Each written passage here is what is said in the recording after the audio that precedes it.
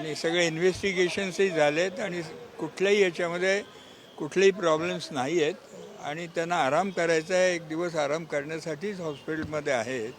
Otherwise कुठलेही oxygen वगैरे काही कुठले प्रॉब्लेम नाही आहेत. अत्यंत स्वस्थ असे साहेब आहेत.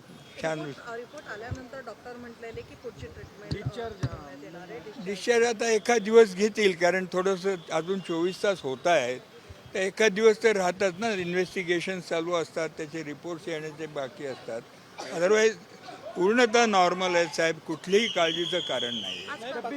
पक्षांनी फोन आला होता, पंतप्रधानांनी फोन केला होता, काय बोलणं? मला माहिती नाही काय बोलले ते. पंतप्रधानांचा फोन आल्याचंही मला माहिती नाही, त्यामुळे मी काय त्याच्या बाबतीत सांगणार तुम्हाला. काल रोहितदादांनी यानंतर आज हॉस्पिटल प्रशासनाने देखील आवाहन केलं कार्यकर्त्यांना रुग्णालयात गर्दी करू नका.